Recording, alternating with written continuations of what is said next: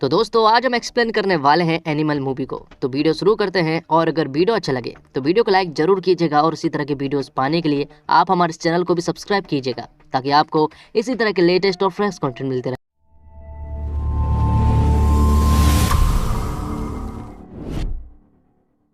तो फिल्म की कहानी शुरू होती है और हम रणविजय को देख पाते हैं जो कि कुछ दिन पहले ही अमेरिका से लौटा है। दरअसल कल उसके पिता मतलब कि बलवीर सिंह राणा का जन्मदिन है, इसलिए रणविजय अमेरिका से यहाँ पर आया है। तो यहाँ पर आने के बाद उसकी मुलाकात होती है गीतांजलि से और विजय को मालूम चलता है कि गीतांजलि की 2 दिन के बाद शादी होने वाली है, जबकि विजय जो है वो गीतांजलि को बचपन से पसंद करता है। तो यहाँ पर विजय गीतांजलि को पुराने जमाने के कुछ अल्फा मेंस की कहानी बताता है और ये समझ लीजिए ये कहानी सुनने के बाद गीतांजलि का पूरी तरह से ब्रेन वॉश हो जाता है। दरअसल विजय जो है वो गीतांजलि से शादी करना चाहता है और ये बात गीतांजलि के भाई को भी विजय ने बता दी थी और विजय ने उसके भाई को ये भी कह दिया था कि गीतांजलि भी मुझसे प्यार करती है और वो शादी वाले दिन ही मेरे पास आ जाएगी। अब आगे हम देखते हैं कि विजय के पापा मतलब बलवीर सिंह का जन्मदिन है और बलवीर सिंह आज 60 साल के होने जा रहे हैं। तो अब मैं आपको विजय की फैमिली से इंट्रोड्यूस कराता हूँ। विजय की फैमिली में उसके माता पिता के अलावा उसके दादाजी है और उसकी बड़ी बहन है जिसका नाम रीत है और रीत के हस्बैंड वरुण है मतलब की विजय के जीजाजी, और उन दोनों की ही एक दूसरे से बिल्कुल भी नहीं बनती है। यहाँ पर विजय की छोटी बहन भी है, उसका नाम रीत है और रूप के देवर के लिए रीत को पसंद भी किया गया है। तो बलवीर के जन्मदिन के लिए सभी ने कुछ न कुछ जरूर लेकर आए थे, लेकिन विजय ने कुछ भी लेकर नहीं आया था, लेकिन उसने उनके लिए बाल कटाए थे क्योंकि पापा को छोटे बाल वाले लड़के पसंद है।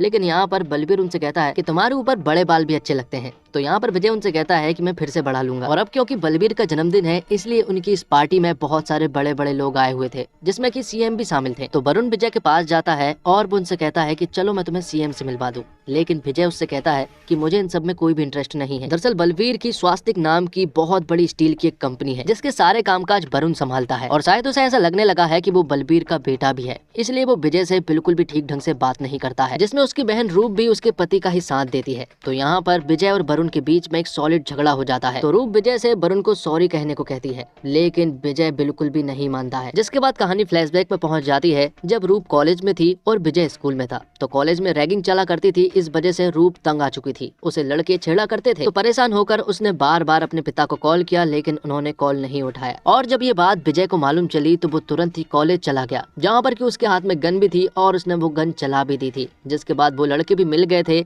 जो कि रूप को तंग किया करते थे। तो विजय ने उन लड़कों को अच्छे से सबक सिखा भी दिया था। जिसके बाद विजय जब अपने घर पहुंचता है तो उसके पिता उसकी धुलाई कर देते हैं क्योंकि विजय ने कॉलेज में गन लेकर चला गया था और वहाँ पर उसने फायर भी की थी, जिस वजह से बलवीर यहाँ पर विजय को बहुत मारता है। और इसी चीज से तंग आकर यहाँ पर बलवीर जो है वो विजय को अमेरिका के एक बोर्डिंग स्कूल में डाल देते हैं। अब कहानी फिर से प्रेजेंट में आ जाती है जहाँ पर कि अपने जीजाजी से झगड़े वाली बात जो है बलवीर को भी मालूम चल चुकी थी, इसलिए वो अपने बेटे मतलब कि विजय से बात कर रहे थे। लेकिन यहाँ पर बात नहीं हो रही थी बल्कि उनके बीच में भी झगड़े चालू हो चुके थे और बातों ही बातों में विजय यहाँ पर बलवीर से उल्टी सीधी 2 बातें बोल देता है, जिस वजह से बलवीर फिर से विजय को एक थप्पड़ लगा देता है और उसे अपने घर से जाने को कहता है। तो विजय जब जा ही रहा होता है और जब वो अपने घर के गेट पर पहुंचता है तो उसे वहाँ पर गीतांजलि मिलती है। दरअसल गीतांजलि ने अपनी शादी तोड़कर यहाँ पर विजय के पास आ गई थी। तो विजय गीतांजलि को लेकर अपने पापा के पास जाने लगता है, लेकिन वो एक जरूरी मीटिंग में बिजी थे।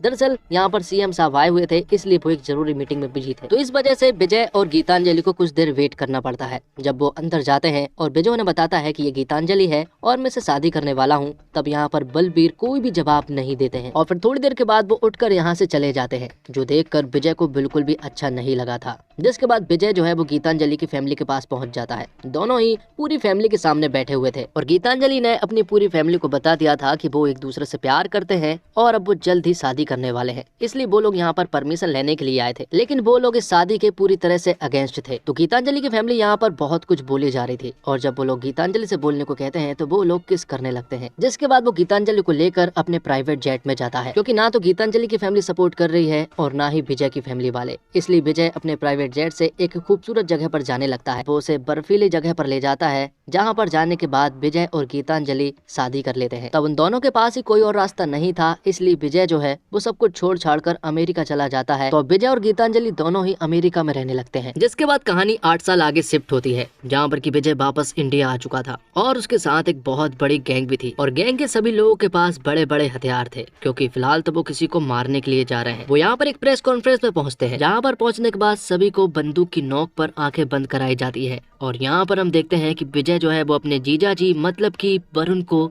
मार डालता है। जिसके बाद कहानी कुछ दिन पहले शिफ्ट होती है, जहाँ पर कि हम देखते हैं कि दो बाइकर्स ने बलवीर सिंह को 2 गोली मार दी थी, जिस वजह से बलवीर सिंह जो है वो बुरी तरह से जख्मी हो चुके थे। और ये सारी न्यूज वरुण जो है वो मीडिया के सामने बता रहा होता है, लेकिन तभी उसे मालूम चलता है कि विजय जो है वो अमेरिका से वापस लौट आया है। दरअसल जब विजय को मालूम चला कि उसके पापा को 2 गोली लगी है, तो वो सब कुछ छोड़ छाड़ कर इंडिया वापस लौट आया। और जब वो आईसीयू रूम में अपने पापा से मिलने के लिए जा रहा था, तभी वरुण उसे रोक देता है और कहता है कि अभी बहुत सारे वीआईपी गेस्ट हैं जो कि तुमसे पहले बलवीर सिंह से मिलेंगे। तो वरुण यहाँ पर विजय से बहुत सारा वेट करवाता है, जिसके बाद वरुण जब अंदर जाता है और अपने पापा से मिलता है, तो बलवीर सिंह ने यहाँ पर विजय को पूरी तरह से माफ कर दिया था और उसकी पूरी फैमिली को एक्सेप्ट भी कर लिया था। बलवीर यहाँ पर विजय से कहता है कि जब पहली गोली चली तो मुझे सबसे पहले तेरी याद आई, ऐसा लगा जैसे मुझे हाल ही में तूने पुकारा हो। तब विजय उनसे कहता है कि अब टेंशन लेने वाली कोई भी बात नहीं है, मैं यहाँ पर आ गया हूँ। जिसके बाद विजय अपने दादाजी से मिलता है और दादाजी भी विजय को देखकर बहुत खुश थे, क्योंकि विजय 8 साल के बाद अमेरिका से लौटा था। लेकिन हाल ही में प्रॉब्लम ये है कि स्वास्थ्य कंपनी जो है वो बंद पड़ चुकी है और वर्कर्स भी काम नहीं कर रहे थे, इसलिए विजय जो है वो कंपनी के सारे वर्कर्स से मिलने के लिए जाता है। और विजय ने इस कंपनी में पहली बार कदम रखा था, जिसके बाद वो सारे वर्कर्स से बात करता है और सभी को बताता है कि बलवीर सिंह बिल्कुल ठीक है। और वो सभी के सामने ये प्रतिज्ञा भी लेता है कि जिसने भी मेरे पापा के ऊपर गोली चलाई, मतलब कि बलवीर सिंह के ऊपर गोली चलाई, मैं उसे जान से मार दूंगा। तो विजय यहाँ पर एक सॉलिड स्पीच देता है और ये स्पीच सुनने के बाद सारे वर्कर्स फिर से काम करने लगते हैं। और ये न्यूज टीवी पर भी आ रही थी, तो ये न्यूज बलवीर सिंह भी देख रहे थे और उन्हें समझ नहीं आ रहा था कि आखिर विजय ये सब क्या कर रहा है। तो विजय को किसी और के ऊपर भरोसा नहीं था, इसलिए वो अपने पिंड जाता है। तो यहाँ पर मैं मालूम चलता है कि विजय के दादाजी जो है वो 3 भाई हैं। तो एक तो विजय के दादाजी हो गए, दूसरे नंबर वाले ये होते हैं और इनके भी बहुत सारे बेटे और पोते हैं। और विजय के दादाजी का एक और भाई भी है, लेकिन उसके बारे में मैं आपको बाद में बताऊंगा। तो विजय अपने पिंड आकर अपने भाइयों से मदद नहीं बल्कि उनसे हौसला लेने के लिए आता है, क्योंकि वैसे तो वो दुनिया की सबसे बेस्ट सिक्योरिटी अपने पापा के लिए रख सकता है, लेकिन उसे अपने भाइयों का साथ चाहिए, जिसके लिए वो सभी भाई मान भी जाते हैं। जिसके बाद विजय अपने सभी भाइयों को लेकर अपने पिता के पास जाता है और कहता है कि अब आपके ऊपर जरा सी भी आँच आई तो वो पूरी दुनिया जला देगा। अब क्योंकि बलवीर सिंह के ऊपर अभी भी जान का खतरा था, इसलिए वो अपने पापा को बताता है कि मैंने आपका बॉडी डबल बनाया है, जिसका नाम कैलाश जी है। विजय अपने पापा से कहता है कि आपको कुछ दिन घर पर रहकर ही काम करना होगा, जो भी मीटिंग्स होंगी वो सारी मीटिंग्स कैलाश जी संभालेंगे, क्योंकि उन्हें अभी तक ये मालूम नहीं चल पाया है कि आखिर वो 2 बाइकर्स कौन थे और गोली किसने चलवाई है। जिसके बाद हम आगे देखते हैं कि कैलाश जी जो है वो बुलेट प्रूफ कार से मीटिंग के लिए जा रहे थे,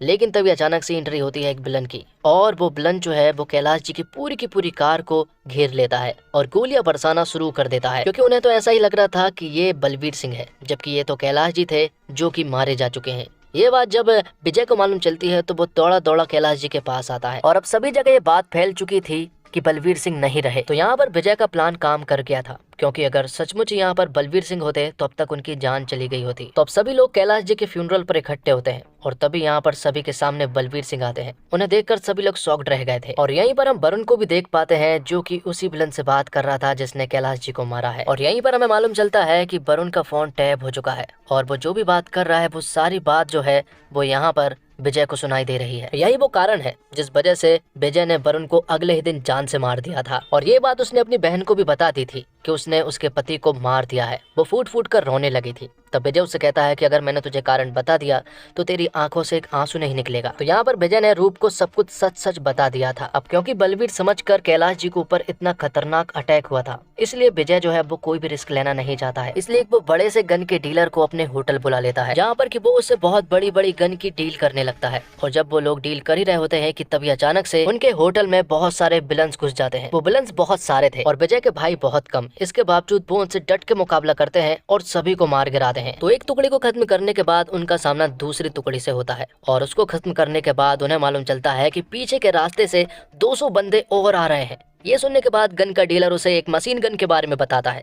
जब वो सभी लोग सामने आ चुके थे तो यहाँ पर विजय जो है वो उस मशीन गन को शुरू करता है और चालू करते ही वो उन सभी लोगों को ढेर कर देता है। लेकिन इसी वजह से विजय को यहाँ पर 6 गोलियां अलग अलग जगह पर लग चुकी थी, जिस वजह से विजय जो है वो पूरी तरह से जख्मी हो गया था और 15 दिनों के लिए कोमा में भी चला गया था। तो 15 दिनों के बाद जब विजय उठता है तो उसे अपनी बॉडी की बहुत सारी प्रॉब्लम्स के बारे में मालूम चलता है। पहली प्रॉब्लम तो ये थी कि उसे कुछ भी सुनाई नहीं दे रहा था, उसका हार्ट पूरी तरह से कमजोर हो चुका था और ना तो वो किसी चीज को टेस्ट और ना ही किसी चीज को स्मेल कर पा रहा था। उसके बचने के चांसेस बहुत ही कम बचे थे। तो डॉक्टर्स ने जवाब दे दिया था कि विजय अब ज्यादा दिनों तक नहीं बच पाएगा। तो विजय की लंबी आयु के लिए सभी सभी लोग हवन भी करते हैं। सभी लोग यही चाहते हैं कि विजय जल्द से जल्द ठीक हो जाए, और विजय ठीक तभी हो पाएगा जब उसे हार्ट का डोनर मिल जाएगा। और उनकी फैमिली में पहली बार ऐसा हुआ था कि पूरा का पूरा परिवार पहली बार इकट्ठा हुआ था। तो सभी लोग चाहते हैं कि विजय जल्द से जल्द ठीक हो जाए। जिसके बाद एंट्री होती है फिल्म में नए विलन की, जिसका नाम है इजरार। तो इजरार बोल नहीं सकता है, मतलब कि वो गूंगा है, और इजरार की 2 शादियां हो चुकी है और आज उसकी तीसरी शादी भी होने वाली है। तो जब उसकी शादी हो ही रही थी कि तभी एक आदमी इजरार को बताता है कि इंडिया में उसके भाई को मार दिया गया है। और ये सुनने के बाद तो जो खबर लेकर आया था वो उसे जान से मार देता है। दरअसल विजय ने जिस भी आदमी को मारा था वो दरअसल में इजरार का भाई है। अब आगे हम देखते हैं कि विजय को डोनर मिल चुका था। यहाँ पर हम जोया नाम की लड़की को देख पाते हैं, और जो विजय को हार्ट मिला है वो दरअसल में जोया के फियोंसे का है। तो जोया यहाँ पर विजय से मिलती है। वो काफी उदास लग रही थी और वो विजय से कहती है कि इस दिल का ख्याल रखना, लेकिन वो काफी उदास थी, इसलिए वो जोया से कहता है कि जब तक तुम्हारा दिल हल्का ना हो जाता है तब तक तुम यहीं पर रुको। तो विजय जोया को अपने दादाजी के घर पर ले जाता है, उसके साथ बहुत सारा टाइम बिताता है कि वो दोनों एक दूसरे से बहुत प्यार करने लगे थे। और विजय का पागलपन वाला प्यार देखकर जोया यहाँ पर विजय को सब कुछ सच बता देती है। जोया कहती है कि जो हार्ट तुम्हारे दिल में धड़क रहा है वो मेरे फियोंसे का नहीं है, दरअसल मुझे यहाँ पर भेजा गया है। वो बताती है कि इजरार ने मुझे यहाँ पर भेजा है तुम्हें प्यार में फंसाने के लिए, और जब मौका मिलेगा तो वो लोग तुम्हें आसानी से मार देंगे। ये सुनने के बाद विजय उससे कहता है कि जब तू पहले दिन यहाँ पर आई थी ना, तभी मुझे मालूम चल गया था कि तुझे भेजा गया है, बस मुझे ये सारी चीजें जाननी थी। जिसके बाद विजय जब अपने दादाजी से इजरार के बारे में बात करता है तो वो उन्हें सब कुछ बता देते हैं। दादाजी उसे बताते हैं कि हम 3 भाइयों में वो सबसे बड़ा भाई था, लेकिन उसकी नीयत बहुत ही ज्यादा खराब थी। उसे चीजों को हड़पना आता था, इसी वजह से वो उल्टी सीधी गलतियां करता रहता था। इस वजह से हम सभी भाइयों ने मिलकर उसे देश से बाहर निकाल दिया था। वहाँ पर पहुँचने के बाद उसने 2-3 शादी कर ली, और उनके लड़के का लड़का इजरार है। और बहुत सालों पहले वो इंडिया आया था अपना हक मांगने के लिए, लेकिन यहाँ पर उसे कोई भी हक नहीं दिया गया और उसे वापस स्कॉटलैंड पहुँचा दिया गया, जिस वजह से एक रंजिश शुरू हो चुकी थी और उसके बेटे के बेटे ने हमसे बदला लेना शुरू कर दिया। इसी वजह से बलबीर पर अटैक हो रहे हैं। अब ये सारी बातें हो जाने के बाद विजय जो है वो गीतांजलि के पास जाता है। दरअसल आज करवा चौथ है और उसने करवा चौथ का व्रत भी रखा हुआ था। तो गीतांजलि जब विजय की आरती उतार रही होती है तभी यहाँ पर विजय जो है वो गीतांजलि को सब कुछ सच बता देता है। वो कहता है कि मैं जोया के साथ सोया हूँ और हमारे बीच में वो सब कुछ हो गया है। ये सुनने के बाद गीतांजलि को बहुत जोर का गुस्सा आ जाता है और वो यहाँ से विजय से दूर जाने लगती है। विजय यहाँ पर माफी भी मांगता है और कहता है कि हमारे बीच में ऐसा कुछ नहीं है, बस मैं उनकी प्लानिंग पता कर रहा था। लेकिन गीतांजलि उसकी एक नहीं सुनती है और उन दोनों के बीच में झगड़ा शुरू हो जाता है। बातों ही बातों में गीतांजलि यहाँ पर विजय से कहती है कि मैं चाहती हूँ कि तुम्हारे पिता मर जाए, क्योंकि अगर वो मर जाएंगे तो सब कुछ ठीक हो जाएगा। लेकिन ये सुनने के बाद तो विजय को गुस्सा आ जाता है और वो गीतांजलि के गले को पकड़ लेता है और कहता है कि अगर एक बार और बोला तो वो उसे गोली मार देगा। अब थोड़ी बात करने के बाद गीतांजलि यहाँ पर विजय से कहती है कि उसे डिवोर्स चाहिए, लेकिन विजय उससे कहता है कि वो उसे नहीं दे सकता है और बाहर जाकर वो उससे कहता है कि मैं उसे मारने जा रहा हूँ और हो सके तो दोबारा शादी मत करना। ये सुनने के बाद गीतांजलि बहुत रोती है। तो विजय जो है वो अपने नए मिशन पर निकलता है अपने भाइयों के साथ इजरार को मारने के लिए। वो तुरंत ही स्कॉटलैंड पहुंच जाता है, जहां पर कि वो उसके घर में घुसते से ही सभी लोगों को मार देता है। लेकिन मौका देखकर यहाँ पर इजरार जो है वो भाग जाता है और इजरार की पत्नियों के द्वारा मालूम चलता है कि इजरार देश छोड़कर जा रहा है अपने प्राइवेट जेट से। ये बात जब उनको मालूम चलती है तो विजय तुरंत ही वहाँ पर पहुंच जाता है, जहाँ पर कि वो अपने भाइयों से कह देता है कि कोई भी गोली नहीं चलाएगा, चाहे मैं मर भी जाऊंगा तब भी कोई गोली नहीं चलाएगा। जिसके बाद उन दोनों के बीच में 1-to-1 फाइट होती है। दोनों यहाँ पर 2 घंटे तक लड़ाई करते हैं। दोनों ही एक दूसरे को बुरी तरह से मार रहे थे। विजय के अंदर सिर्फ और सिर्फ अपने पिता को लेकर बदला दिखाई दे रहा था, जबकि इजरार जो है वो बहुत ही क्रूर टाइप का आदमी है और वो लोगों को मारने से पहले बिल्कुल भी नहीं सोचता है, इसलिए वो यहाँ पर विजय को बेरहमी से मार रहा होता है। लेकिन आखिर में विजय जो है वो यहाँ पर इजरार को बेरहमी से अधमरा कर देता है। वो आखिर में इजरार से इशारे से कहता है कि अगर वो पीछे हट जाए तो वो उसे छोड़ देगा, लेकिन यहाँ पर इजरार नहीं हट रहा था, इसलिए विजय ने इजरार को जान से मार दिया था। अब उसे मारने के बाद विजय जो है वो वापस इंडिया आता है और अपने पिता के सामने आकर कहता है कि उसने उसे मार दिया है। अब आखिर में हम देखते हैं कि दिवाली का दिन था, इसलिए विजय जो है वो अपने पिता के पास आता है। वो उनसे कहता है कि अब सब कुछ ठीक हो गया है, इसलिए मैं चाहता हूँ कि आप कुछ महीनों के लिए मेरे साथ अमेरिका चलें। लेकिन यहाँ पर बलवीर जो है वो विजय को बताता है कि उसे एक बीमारी है और इस बीमारी के चलते उसके पास सिर्फ और सिर्फ 5 से 6 महीने बचे हैं। उन दोनों के बीच में यहाँ पर बहुत सारी बातें होती हैं और बात धीरे धीरे झगड़े तक पहुँच जाती है। विजय उनसे कहता है कि मैं हमेशा आपके प्यार और टाइम के लिए तरसता रहा, लेकिन आपने कभी भी मुझे टाइम और प्यार नहीं दिया, जो बात अब बलबीर को बहुत अच्छे से समझ आ चुकी थी। इसलिए वो अपने बेटे से कहते हैं कि अगले जन्म में तू मेरा बाप बनना और मैं तेरा बेटा, और फिर अगले जन्म में वापस से मैं तेरा बाप बन जाऊंगा और तू मेरे बेटा, जिसके बाद मैं सारी गलतियां सुधार दूंगा। तो यहाँ पर उन दोनों के बीच में सब कुछ सॉल्व हो चुका था, इसलिए वो दोनों ही बहुत रोते हैं। तो दोस्तों, अर्जुन रेड्डी और कबीर सिंह ने आपको परेशान किया हो तो ये एनिमल तो और खतरनाक है। फिर चाहे छोटी बहन को बोलना कि विस्की नहीं वाइन पियो, और बड़ी बहन जो हार्वर्ड यूनिवर्सिटी से ग्रेजुएट है उसके चुप रहो बस करो कहने के लिए उसे चिढ़ाना। एक अमीर बिगड़े लड़के के रूप में रणविजय अपने पिता के बाद खुद को मैन इन चार्ज मानने लगता है। इसलिए अगर घर की महिलाओं को कोई परेशानी होती है तो वह लोगों को सबक सिखाने के लिए कानून तक हाथ में ले लेता है। तो एनिमल में रणवीर के लीड कैरेक्टर का पूरा यूनिवर्स उसके पापा है। वो अपने पापा को बचाने के लिए पूरी दुनिया तक खत्म करने को तैयार रहता है, मगर उसकी हिंसा में बहुत पैशन है। उसे देखकर लगता है कि वो एक मिशन पर है। हर बार वो सिर्फ हिंसा नहीं कर रहा बल्कि जैसे डेड बॉडी के साथ बाकी दुश्मनों के लिए एक मैसेज छोड़ रहा है। वो अपने पापा पर हमला करने वालों को खत्म तो कर देना चाहता है, लेकिन एक हद के बाद लगता है कि मारना उसका टारगेट है ही नहीं। उसे हिंसा में स्वाद आ रहा है। वो सिर्फ सामने वाले का खून नहीं बहाता, उसकी हर हत्या बर्बरता की एक पेंटिंग है जो वो अपने पिता को गिफ्ट कर रहा है। उसके सिर्फ एक्ट में पाशवता नहीं, वो पशु है जो एनिमल है, जिसे डायरेक्टर संदीप रेड्डी बांगा ने बड़े पर्दे पर क्रिएट किया है। हिंसा के पैशन के मामले में यह हीरो कई विलन से भी भयानक है, और अगर आपको लगता है कि आप फिल्म के हीरो में ये सब देख सकते हैं तो एनिमल आपके लिए ही है। और रणवीर कपूर ने जिस एनिमल के विजन में खुद को सरेंडर किया है वो देखने लायक है। उन्हें इस तरह के हिंसक रोल में सोच पाना लगभग नामुमकिन है, मगर स्क्रीन पर उन्हें देखने के बाद आपको लगेगा कि किसी डायरेक्टर ने पहले ऐसा क्यों नहीं ट्राई किया। उनके एक्सप्रेशन, आंखें, बॉडी लैंग्वेज सब कुछ इस किरदार को उतना ही भयानक बनाते हैं जितना शायद स्क्रिप्ट लिखते हुए संदीप ने सोचा होगा। एनिमल को रणवीर के करियर की सबसे बेहतरीन परफॉर्मेंस में कहा जा सकता है, और रश्मिका मंदाना ने जिस तरह शब्द चबा चबा कर अपने डायलॉग बोले हैं उससे कहीं कहीं पर आप उनकी बात समझने पर एक्स्ट्रा जोर देना पड़ता है, मगर ओवरऑल उनकी परफॉर्मेंस भी बहुत सॉलिड है। कुछ सीन्स में जहां उन्हें रणवीर की पत्नी के रोल में उन पर दम दिखाना होता है वहां उनका काम चमकता है। वैसे ये भी एक नोट करने वाली बात है कि गीतांजलि का किरदार संदीप ने उतना कमजोर नहीं लिखा है जितना कबीर सिंह में प्रीति का था। अनिल कपूर को अपने किरदार के हिसाब से बहुत सदे हुए रिएक्शन देने थे और इस काम में उनका अनुभव पूरा काम आता है, लेकिन एंड के सीक्वेंस में जब उन्हें खुलने का मौका मिलता है तो रणवीर के साथ उन्हें देखकर मजा आता है। और फिल्म में बॉबी देओल का किरदार बोल नहीं सकता, लेकिन इस लिमिटेशन को बॉबी ने अपनी ताकत में बदला है और उन्हें देखना एक तगड़ा एक्सपीरियंस है। हालांकि उनका स्क्रीन टाइम फिल्म में थोड़ा और ज्यादा होता तो जनता और एंजॉय करती।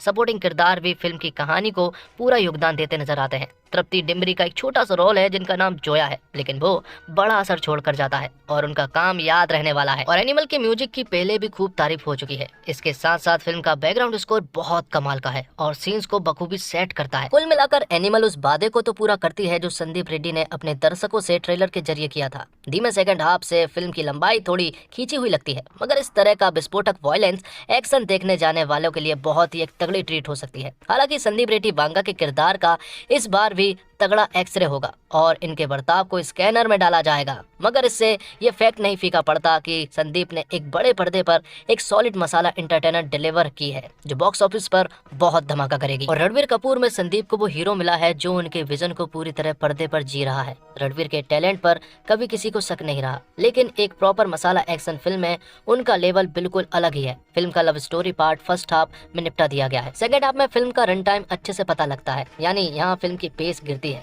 बॉबी देओल की एंट्री भी कहानी के इसी हिस्से में है। उनका किरदार बोल नहीं सकता, लेकिन सिर्फ स्क्रीन प्रेजेंस से ही ये पता लगता है कि रणवीर का काम आसान नहीं होगा, मगर इस प्रेजेंस के साथ बॉबी का स्क्रीन टाइम पूरी तरह न्याय करता नहीं लगता। उन्हें कुछ और टाइम स्क्रीन पर देना चाहिए था। और बॉबी के किरदार अवरार का बलवीर सिंह से कनेक्शन और दुश्मनी की बजाय कहानी को एक अच्छी डेप्थ देती है। कहानी में एक महिला किरदार का रणवीर की लाइफ में खबरी बनकर आने का एंगल फिल्म में थोड़ा गैर जरूरी लगता है, लेकिन ये पोस्ट क्लाइमेक्स से जुड़ता है। फिल्म का फर्स्ट हाफ फ्लाइंग रानी की तरह तेज गति से आगे बढ़ता है। वॉयलेंट सीन आपको विचलित करते हैं, मगर कुछ देर बाद आप उस जानलेवा दुनिया का हिस्सा बन जाते हैं। सेकंड हाफ में कहानी की रफ्तार थोड़ी लड़खड़ाती है। तृप्ति डिमरी का ट्रैक रणवीर के चरित्र के आर को गिरा देता है, मगर फिर भी प्री क्लाइमैक्स और क्लाइमैक्स आपके रोंगटे खड़े कर देता है। और वॉयलेंस के मामले में ये फिल्म गॉडफादर और किल बिल जैसी फिल्म की याद दिलाती है। बांगा ने बाप बेटे के इमोशन को कहानी का कोर बनाया है। और फिल्म के आखिर में एक पोस्ट क्रेडिट सीन भी दिया गया है जहां पर कि इस फिल्म के सेकंड पार्ट का पूरा अनाउंसमेंट कर दी गई है, जिसमें कि इस फिल्म का नाम एनिमल पार्क रखा गया है। तो क्या आपको भी एनिमल पार्क का इंतजार है? कमेंट्स बॉक्स में जरूर बताइएगा। इसी के साथ ये फिल्म यहीं पर खत्म हो जाती है और ये वीडियो भी। तो दोस्तों उम्मीद करता हूँ आपको वीडियो पसंद आई होगी। वीडियो पसंद आई हो तो वीडियो को लाइक जरूर कीजिएगा और इसी तरह के वीडियोस पाने के लिए आप हमारे चैनल को सब्सक्राइब भी कीजिएगा ताकि आपको इसी तरह के लेटेस्ट और फ्रेश कंटेंट मिलते रहे। मिलते हैं एक और कमाल की वीडियो के साथ, तब तक के लिए आप हमारे चैनल के साथ बने रहिए।